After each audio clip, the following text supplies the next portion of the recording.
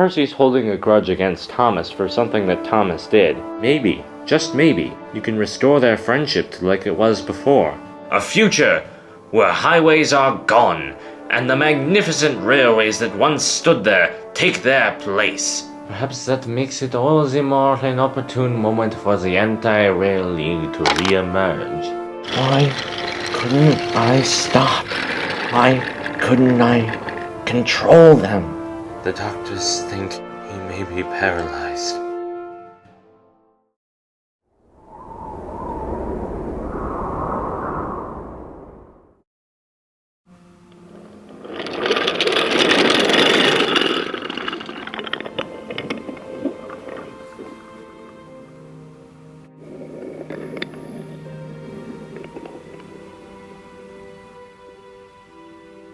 Ah, Diesel!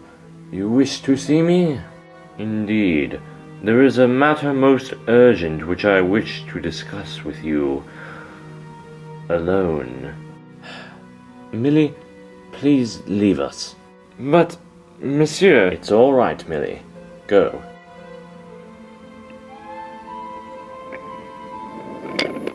Now then, Diesel, what is it you wish to discuss?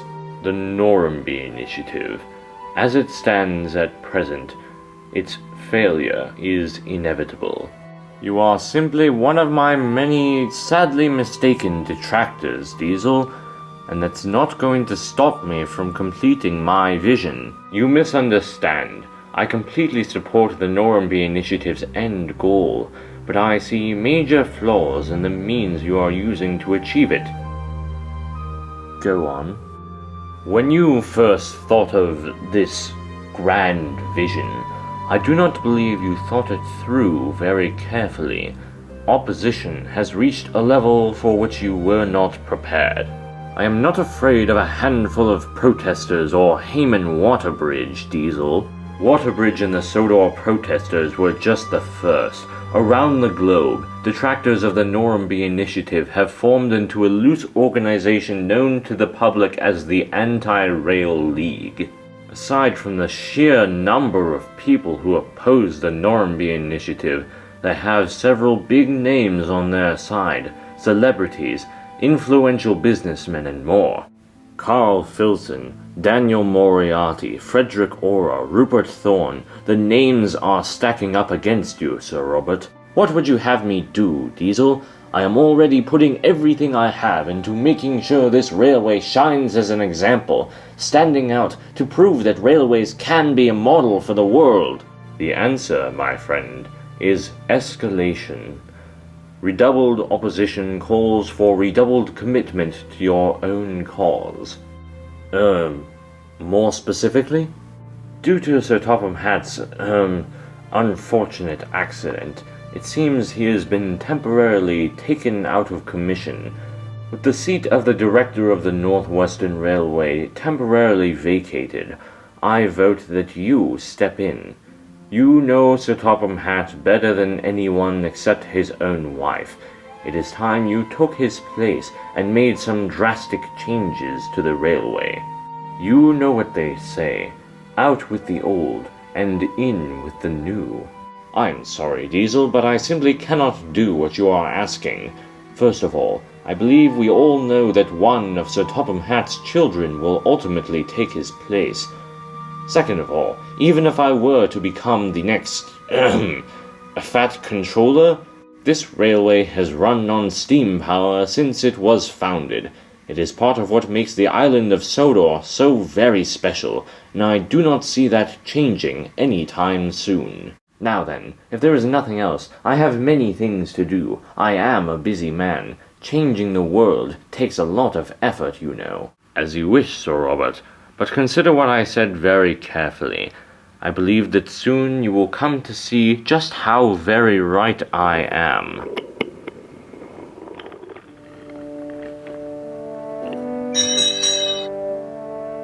Toby, are you all right? You've been pretty quiet today. Well, of course I'm not all right, Henrietta.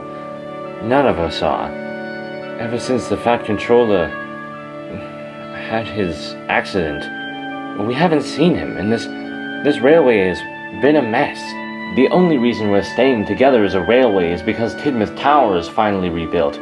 Without it, we couldn't communicate as engines, and without that, well, nothing would be running to time. But even as it is, it's far from perfect. We need a real controller. It's more than that, isn't it, Toby? Sir Topham Hatt's coming out of the hospital in a couple of days. You know that. You should be relieved.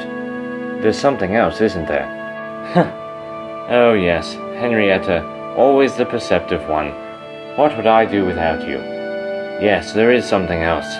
Because of the Norramby initiative, everything has been changing these past few months. First it was the docks, and now these new engines and protesters and Sir Topham Hatt, and everything's in flux. But even in the midst of all this change, one thing has stayed the same, and it worries me.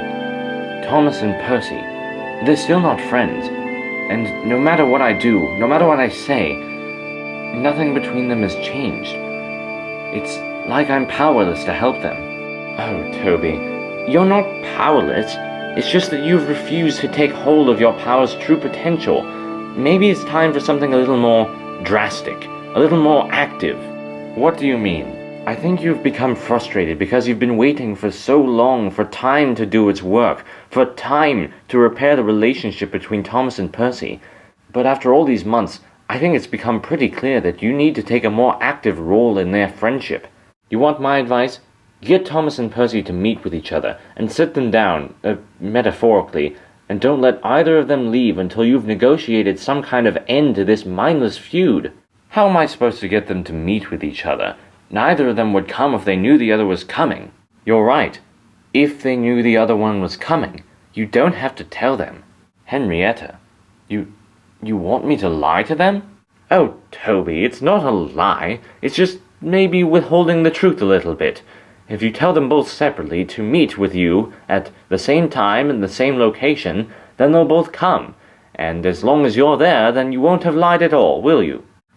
Shh, here comes Thomas. Now's your opportunity. All right. Good morning, Thomas. How are you today? Oh, I've been better. Sir Topham Hatt being gone, it's just worrisome. But of course you know that. It's been, what, a month or so now? Yes, of course. But you know, Thomas, there's something I'd like to discuss with you. But, not right here. We can't do it right now. Could you maybe meet me tonight at, say, I don't know, 7 o'clock? Yeah, I suppose I could.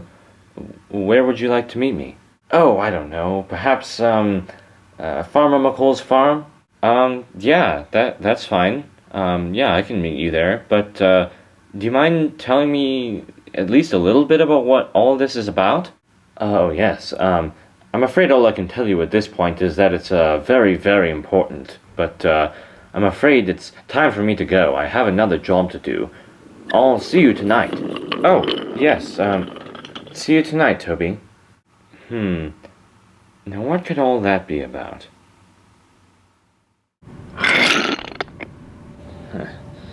Stupid cars. I'm not finished with you. Come here.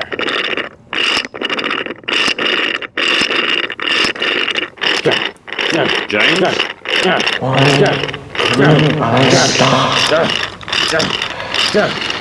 Why couldn't I control them? Good God, James, what on earth was that for? Trucks. They've gotta be controlled. Well, I dare say I don't worry so much about the trucks being controlled as I do about them staying in one piece. My goodness, James, that was uncalled for. Get out of here, Logan. I don't have time for worthless little shunters today. Goodness gracious, James. Well, I suppose I should go and get something to clean this mess up.